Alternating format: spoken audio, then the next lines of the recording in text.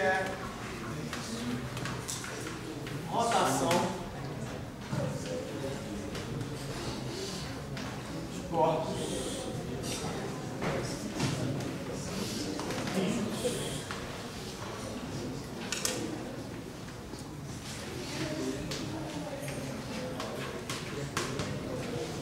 O que é um corpo rígido?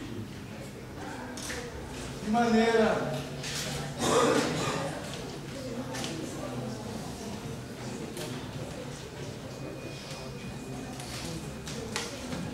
o que é um corpo rígido? São corpos não deformáveis. Aí você fala,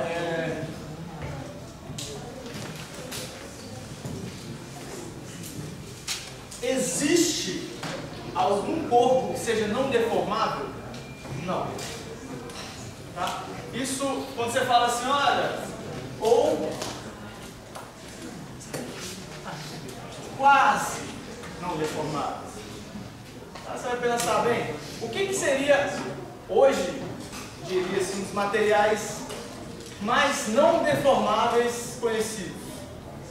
Vai pensar em diamante. O diamante, por que o diamante? Porque é um dos materiais hoje conhecidos, pelo menos para mim, pode ter alguma outra coisa aí escondida em alguma empresa, que é o material mais rígido, mais duro, mais difícil de quebrar, é um diamante. Tá? Tanto é que o diamante risca tudo, porque ele é mais difícil, ele é o mais não deformável. Tá? Agora, dentro dessa aproximação, a gente vai lidar com a aproximação, ele pode deformar um pouquinho? Pode. Contando que aquele objeto permaneça sem perder massa, que ele continue um objeto massivo, tipo um carro. O carro ele deforma, né? Bate na massa. Mas em princípio, se não bater, aquele é um objeto e um corpo rígido não deformado. A não ser que tenha algum estímulo que deforme muito, mas fora isso, ele se mantém ali estável. E é isso que a gente define como corpos rígidos. Pode ter pequenas flutuações ali em torno do equilíbrio, mas ele não sai muito, não deforma facilmente, tipo uma liguinha, sei lá, tipo água, fluido, mel. E, como a gente vai falar de rotação, antes de começar a falar, a gente tem que definir de verdade agora rotações. Porque a gente já fez um monte de problema com rotação, né? Até agora. Só que fez problemas com rotações e não definimos algumas coisas. E para falar de rotações não tem mais jeito. A gente tem que sair do plano. Tá? A gente vem trabalhando até agora em movimentos no máximo em 2 dimensões. A gente tem que sair agora do plano e ir para o espaço em 3 dimensões, porque a gente está falando o seguinte,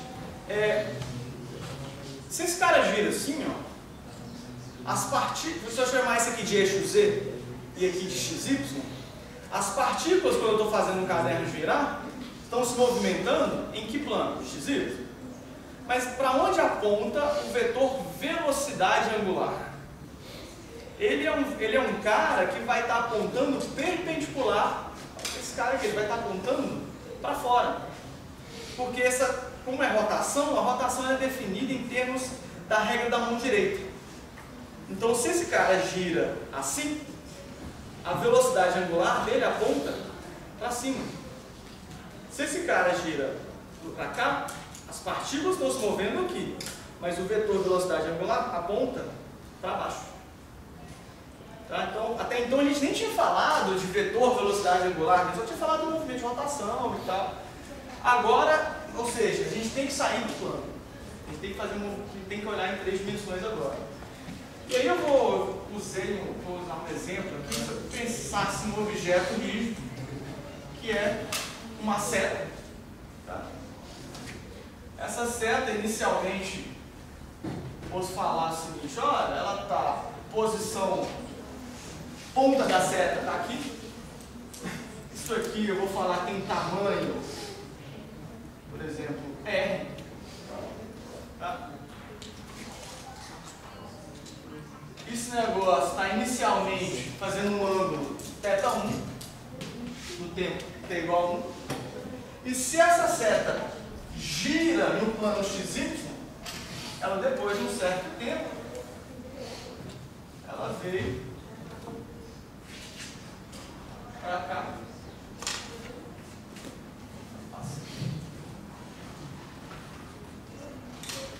Então aqui continua tendo a distância tamanho E, porém agora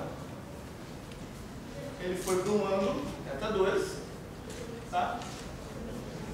E é para onde aponta? E aí, beleza. Então vamos pensar o seguinte: o que seria a velocidade angular? É a definição de como que esse ângulo muda com o tempo. Tá certo? Então, basicamente, vai falar, olha, velocidade que eu vou chamar de ômega, velocidade angular média, tá? Eu vou botar um eixo, um Z aqui, vocês já vão entender por quê. É θ2 menos θ1, T2. Esse aqui é o ponto P, dois pontos diferentes, tem distâncias diferentes, tem um T2. Ele está nesse ângulo, está girando aqui. A velocidade angular média em Z é basicamente Δθ sobre ΔT. Ok? Aí, como que isso vira velocidade instantânea? Simples, né? A velocidade instantânea em Z é derivada do θ de T com relação ao tempo, ou seja, tomar o limite de ΔT tendendo a zero.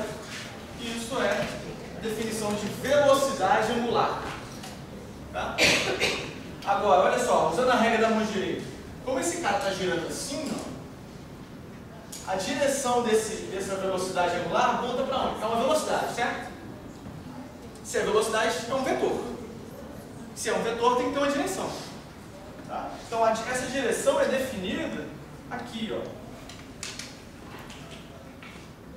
É definida pela regra da mão direita. Se esse cara está girando assim, então o vetor ômega, tá? Ó, se esse cara gira assim, o vetor ômega aponta para cá. Tá? Se esse cara gira assim, o vetor ômega aponta para dentro. Tá certo? Então, por isso que eu falei, olha, o que é ômega? O vetor, nesse caso, é ômega Z, a direção K. Se você tem um vetor ômega na direção Z, você sabe que as partículas mesmas estão no plano X. Tá? O sentido, a seta, vai ser dado, o sentido de rotação é dado pelo dedão. Ok? Esse cara está girando assim.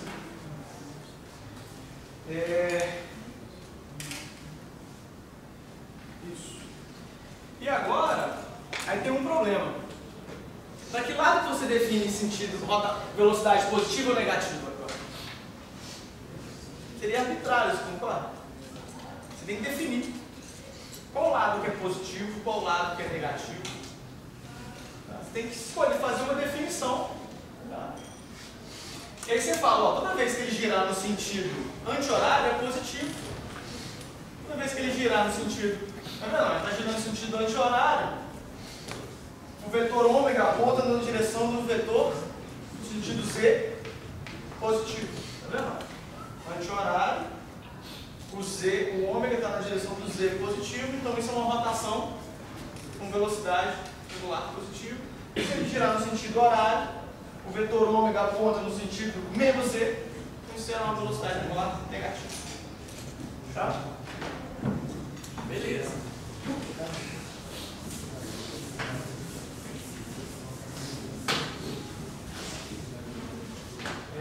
Então, vou colocar assim, ó, Δθ maior que zero, rotação, sentido, anti-horário, Δθ menor que zero, rotação, sentido, horário. Ou seja, isso aqui, ó, se esse é θ1, esse é θ2, Isso aqui é delta θ.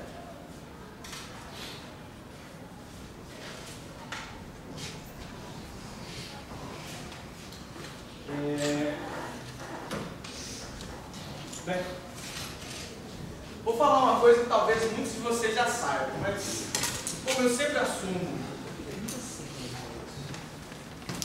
praticamente que vocês não sabem nada até aqui, tudo a gente está vendo de novo, o que é 1 radiano? Talvez muitos de vocês já usam, quando faz conta na calculadora, está em radiano, está em grau, como é que você vai de um para o outro? E talvez vocês nem lembrem o que é a definição do que é 1 radiano. Então eu peguei a definição de 1 radiano. 1 radiano é o ângulo quando o comprimento do arco é igual ao raio da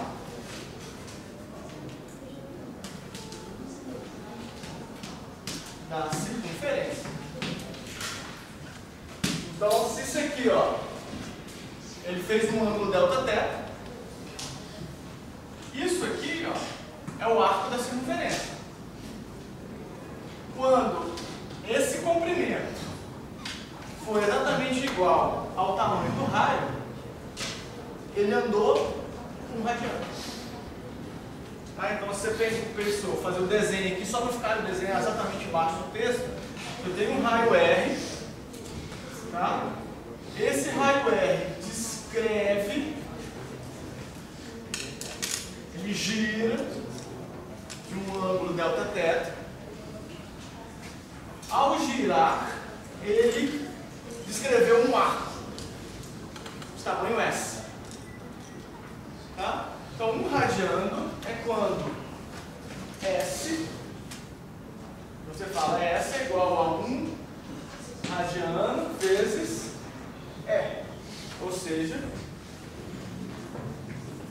vou falar isso aqui agora, vou chamar isso igual a θr, onde θ é igual a 1 radiano quando a razão é sobre R, quando S for igual a R, você tem 1 radiano. Tá? Na verdade, aqui eu vou botar assim, delta θ. Então, 1 radiano, simplesmente isso. Tá? A razão é S sobre R, a gente vai precisar de usar isso. Para que eu estou falando isso aqui?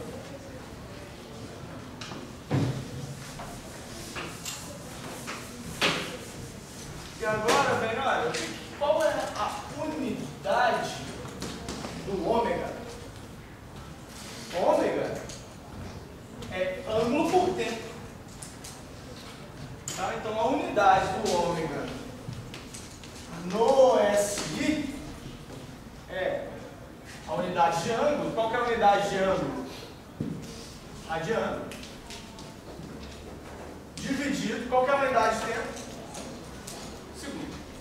Então, a unidade de velocidade angular no sistema internacional é radianos por segundo. Ok? Aí vem uma definição super importante. O que é uma revolução? Uma revolução é uma volta completa. Tá? E uma volta completa, você tem quantos radianos? Qual é o comprimento de uma circunferência? 2πr. Tá certo? 2πr. Então, uma revolução, 2πr. Tá? Não, peraí. Isso. O comprimento, tá aqui, ó. O comprimento é quanto? 2πr. Mas e o ângulo?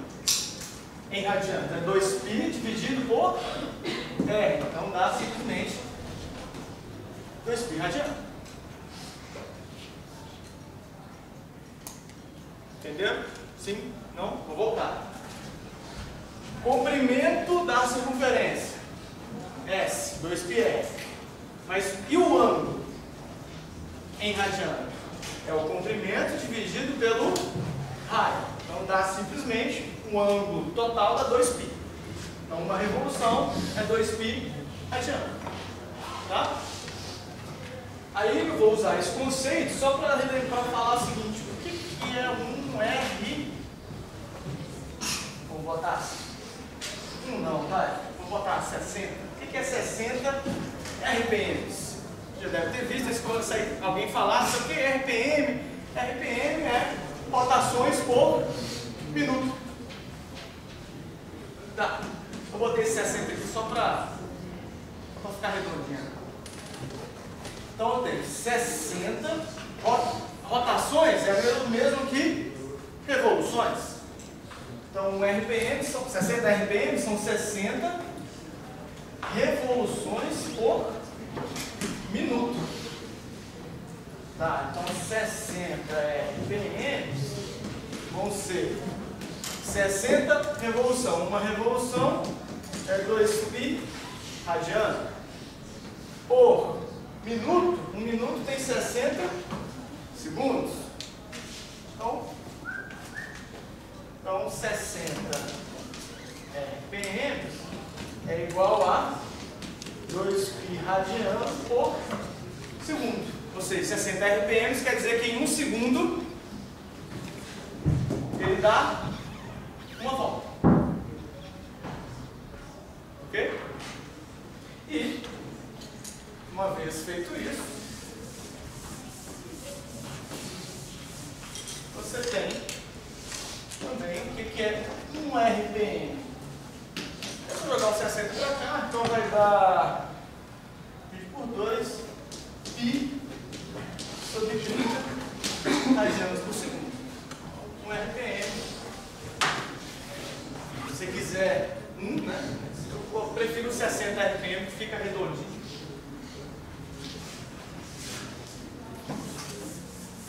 Talvez vocês nunca viram isso. Vocês já chegaram na época, vocês já, vamos dizer assim, descobriram o mundo na época quase que do CD, né?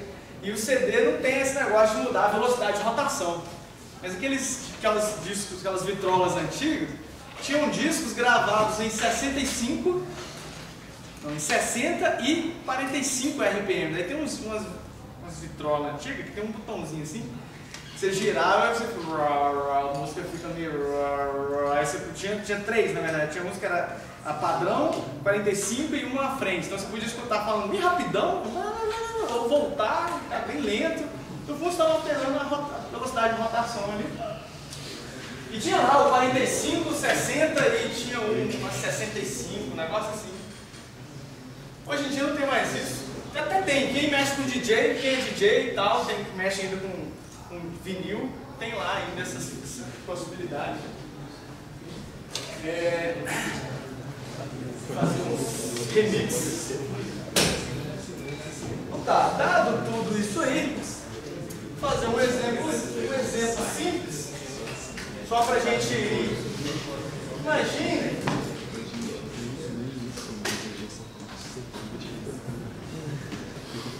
eu tenho uma função.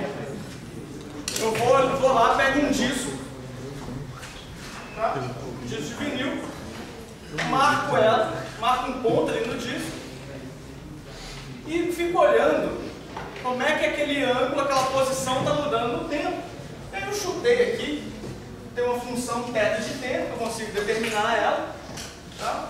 Como é que o ângulo está mudando no tempo, onde A, por exemplo, é 2 radianos por segundo ao quadrado, e B seria 3 radianos por segundo. Aí você fala, eu me tirei esses números, eu chutei, tá? 2 e 3. Agora, a unidade. Por que eu sei que tem que ser aqui por segundo quadrado e o B tem que ser por segundo? Porque o lado de cá tem que ser radiano. Não é isso? Não é ângulo? Então, se é ângulo, é medido em radiano. O lado de cá, o A tem que ser uma constante, quando multiplicado por tempo ao quadrado, no caso segundo, eu tenho que ter radiano. Então, por isso eu dividi por segundo ao quadrado. Aqui o B eu dividi por segundo, porque quando multiplicado por tempo, tem que ter só radiano. Tá? Quem é velocidade angular? O θ de T. θ de T nada mais é a derivada ômega de T, é a derivada de θ de T. Então, ômega de T vai ser 2AT, né, verso 2 menos 1 mais B. Então tá aí, ômega de T. Se tiver que achar. Vocês concordam que até então, fora um pouquinho, esses são conceitos novos, aí o ângulo, em termos de velocidade, é idêntico à posição e velocidade linear? Só mudou o nome? Antes eu tinha, aqui isso aqui era a posição, agora o ângulo é o que está me dizendo a posição. Eu derivei o ângulo, eu tive a velocidade. Do mesmo jeito que a gente já tinha lá posição e velocidade em uma dimensão. Tá? Não muda nada.